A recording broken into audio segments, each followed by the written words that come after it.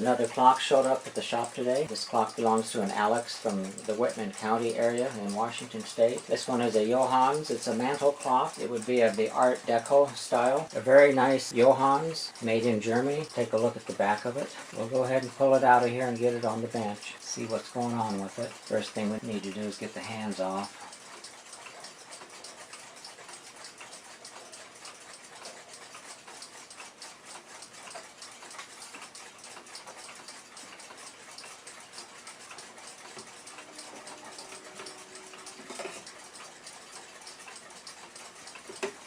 The pendulum out of there.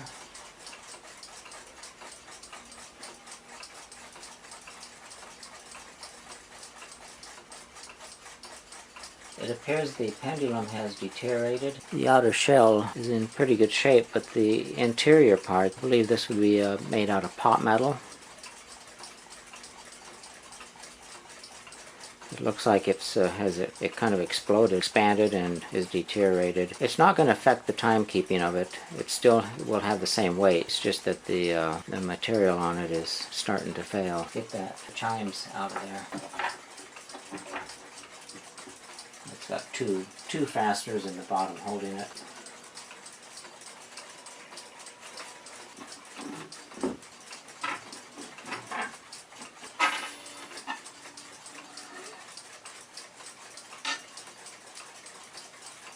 So we got the movement on the bench. Looking at the identification numbers on the back, the W64 is the style of the movement, and right next to the W64 is the Junghans 8-sided star, and that's the Junghans trademark. And then you come to 51 and 10. 10 is the month of October. 51 is 1951. So this movement was produced in October of 1951. And down below that is the name of the United States importer, Henry Kohler Company and Incorporated. Henry started his business in about 1910 and imported clocks from about 1936 to 1970. He was known as a national importer of German clocks from New York, and the business survived up until 1970. This W64 movement was first produced in 1936. And then there's the 183/40. The 183 is how many beats per minute that the clock beats. So with the pendulum on there ticking back and forth, it'll tick 183 times per minute. The 40 is how many teeth are on the escape wheel, and the 92 is the length of the pendulum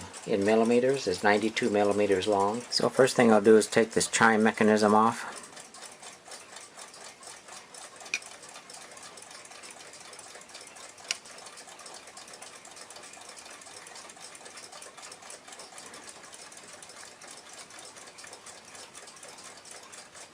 This movement's about 70 years old. From what I'm told, it's been about 30 to 40 years since it's worked.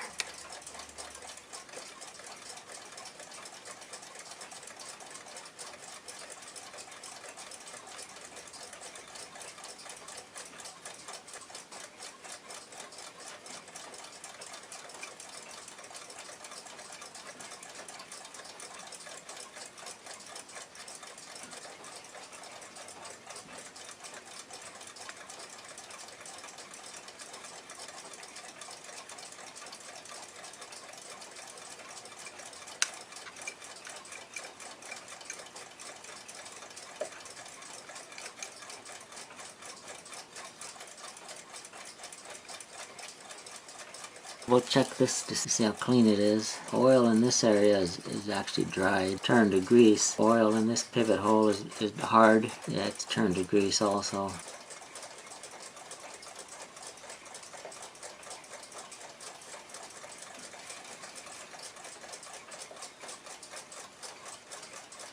Just out of a couple pivot holes, the oil has turned to grease, and it's black. It's mixed with some dirt. A lot of dust gets in these movements. As the dust contaminates the oil, it'll turn it black. So I'd say it probably has been about 40 some years since this movement has been in service. We'll go ahead and dismantle this and get it cleaned up and get it back in service. Go ahead and let these springs down.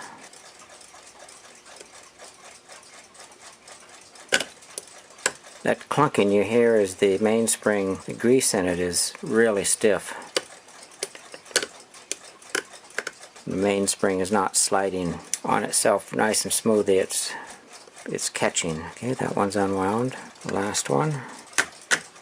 And that one's catching too. You can hear that. The oil on the mainsprings is probably turned to grease. And that one's unwound. Checking this for wear. This one here has a little bit of wear on it, but it's not all that bad. This one here has a little bit. But you can see the dirt. The oil has just dried up and turned to grease on these pivots. Check the time side. That's these metal pivots. One here and here and here. Rock this back and forth. And now those are not too bad either. Boy, they're sure dirty though. This one here, you can see the dirt, and then this one here has caked on stuff on it. We'll get this pulled apart, get it cleaned up, and I'd say it is probably not going to need any bushings, just a good cleaning and lubrication, and it should be good to go for another many years.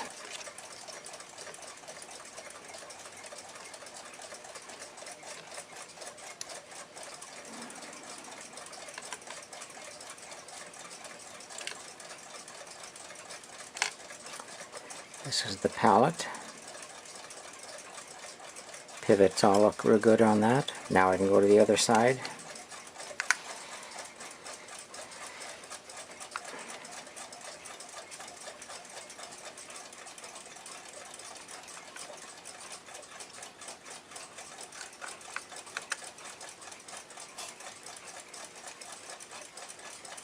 Let me get the ratchet wheels off here.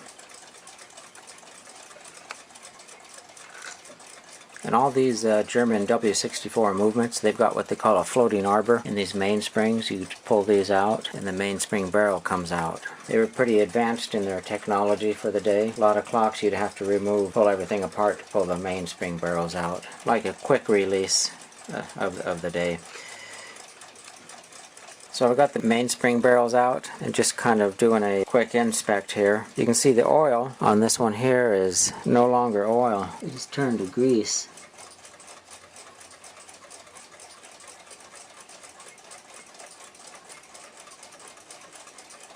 Check the next one here.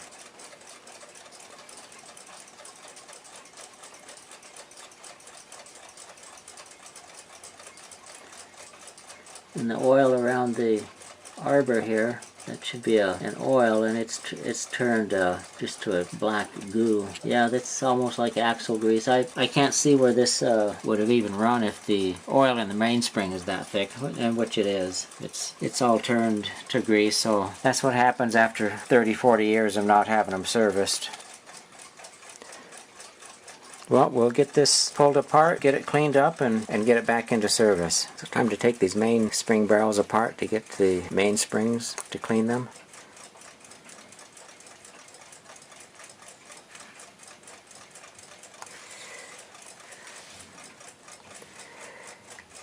You can see the oil has run out of this one here and it's turned to grease.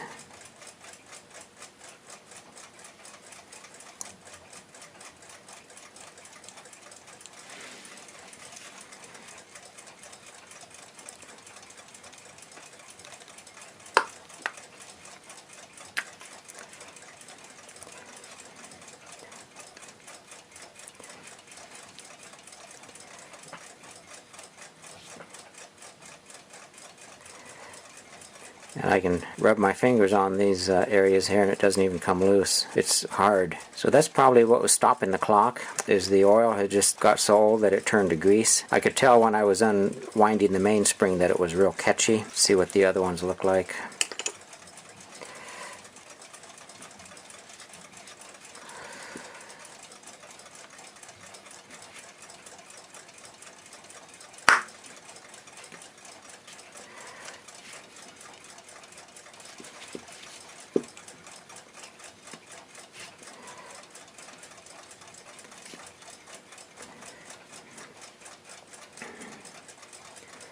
Yeah, this one's a little looser, but the oil has turned almost like honey. See how it kind of goos away there.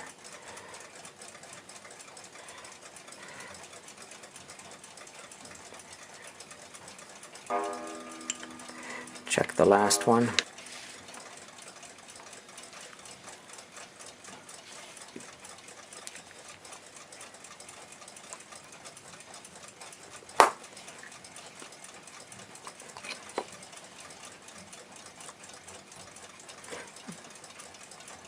This one looks a lot cleaner. We'll go ahead and pull those mainsprings out and clean them all by hand. Put them back in there and get some fresh oil in there. It'll make all the difference in the world on how the movement runs. So I've got the mainsprings out of the mainspring barrels, and I will have to say that these are probably next to some of the dirtiest and gummiest that I have ever opened up. The oil has turned almost like tar, and you can see inside here that the oil is very dried up in here.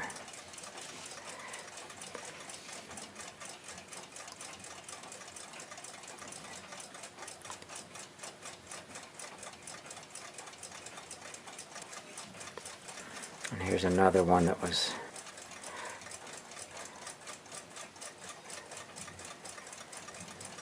really bad. I'll be cleaning the mainsprings and these barrels by hand. I've got the mainsprings right now soaking in some mineral spirits. As soon as those mainsprings get loosened up a little bit, I'll just clean them by hand. So I've got the mainsprings all cleaned up. And I'll just take 3 drops of oil.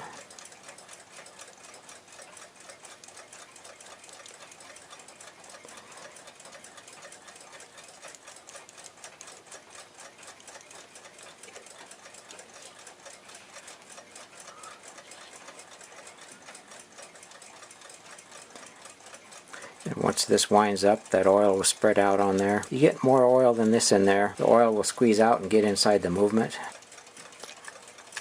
So we've got this all cleaned up. It's time to put it back together.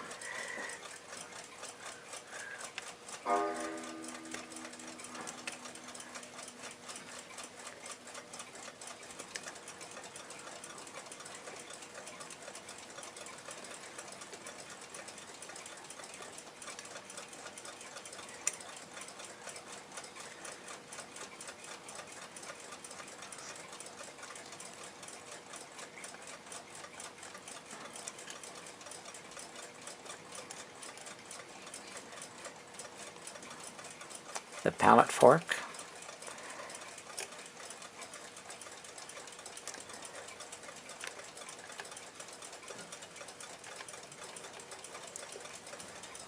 And this is the suspension spring. Time to oil the movement.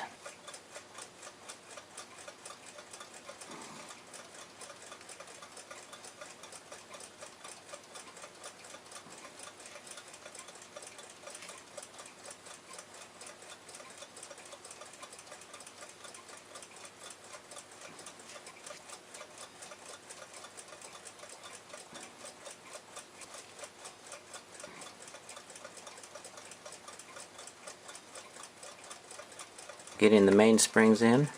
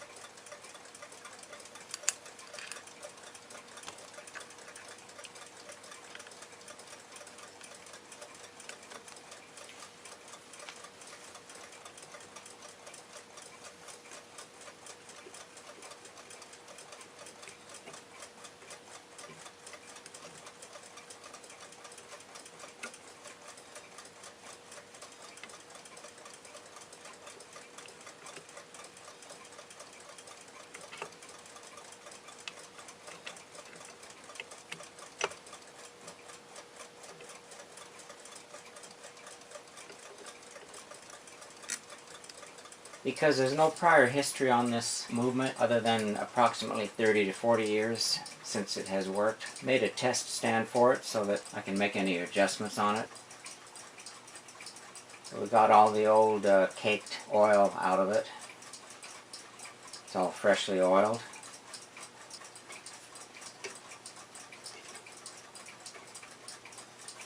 We'll go ahead and put some power on it now.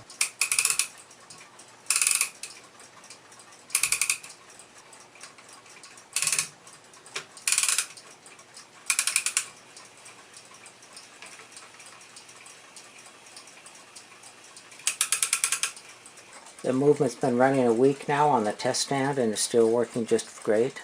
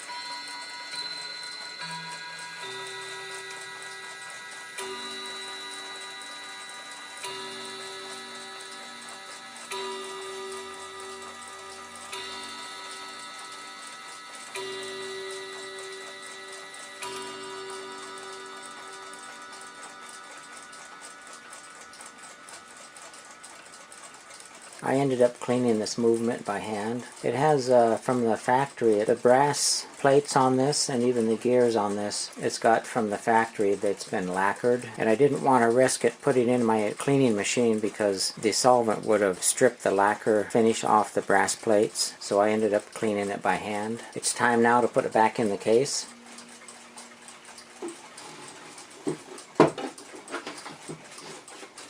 This case is very lightweight. That's why these German Mantle clocks resonated so heavily with the sound, because the lighter weight that they are, the thinner they are, the more the sound resonates through the wood.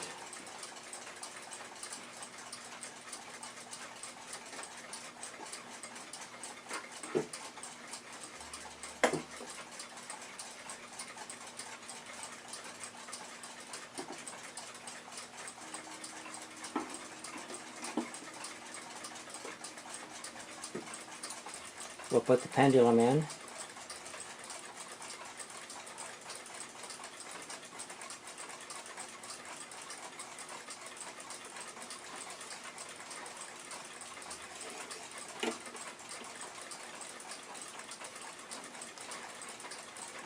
See, the door is loose here. See if we can tighten those screws up. If not, I might have to put some plugs in there.